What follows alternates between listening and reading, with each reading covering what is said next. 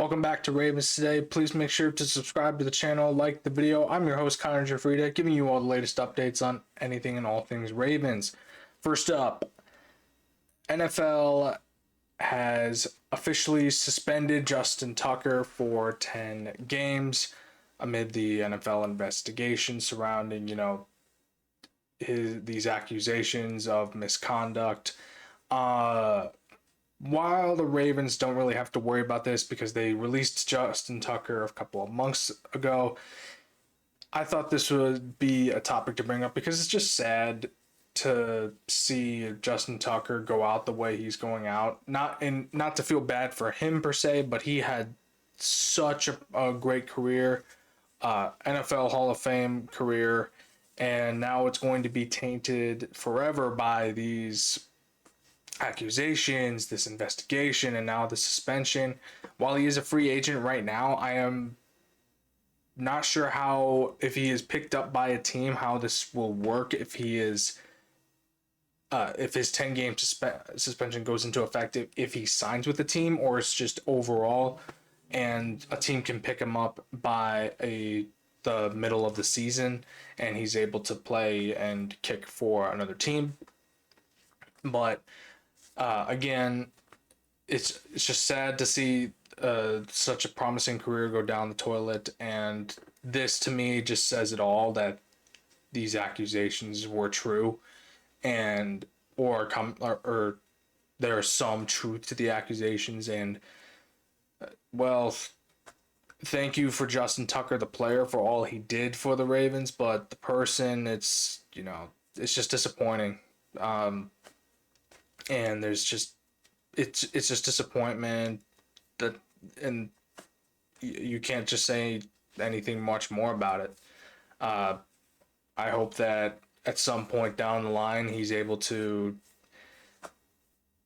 get some kind of redemption from this, and maybe the people that have accused him get some form of justice. But again, this is just disappointing to see such a decorated player the GOAT pretty much just now has this forever tainting his career. Moving on to a much lighter note, Tez Walker has been impressing John Harbaugh during the minicamp and hopes to see him progress a lot more during the training camp. John Harbaugh had this to say about Tez Walker, that he is, every time he steps out onto the field, he is at 100%, full speed, no stopping. And this is just great to hear because Tez Walker really didn't have a lot of playing time with the Ravens. He had one touchdown as a Raven, and we didn't really see much of him except for that particular touchdown. And it's just, great to see that he's been really putting in the work, and that he's been getting the eyes of the coaches on him, and, the coaches are impressed of what he's been doing, and hopefully he has a great training camp and he's able to take some starts as a wide receiver alongside, DeAndre Hopkins, alongside Rashad Bateman, or alongside Zay Flowers. So it looks promising from this player if the head coach is already praising you early, especially during training camp.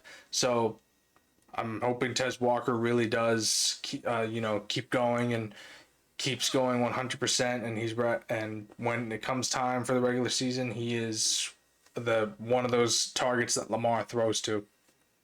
All right, moving on to some interesting developments here. Is that the Jets are rumored to be in the mix for Mark Andrews for a trade. Jets have a rookie tight end as their starter right now in Mason Reynolds. Rumor has it that the Jets are looking for a better veteran tight end because of the fact that Mason needs some time to develop a little bit and get some, veteran tutelage. So there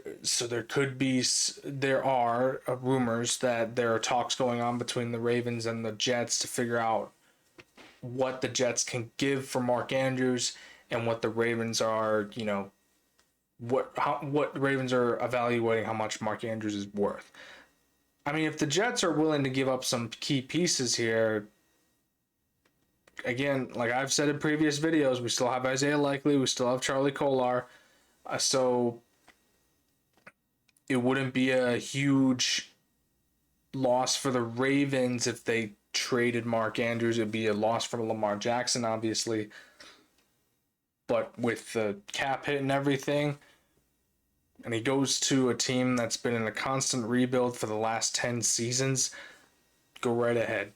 I mean, Ravens rarely ever play the Jets, so I think that this would be a safe trade for the Ravens, especially with Mark Andrews.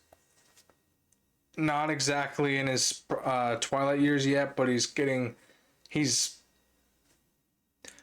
we're seeing the sunset of his prime a little bit here.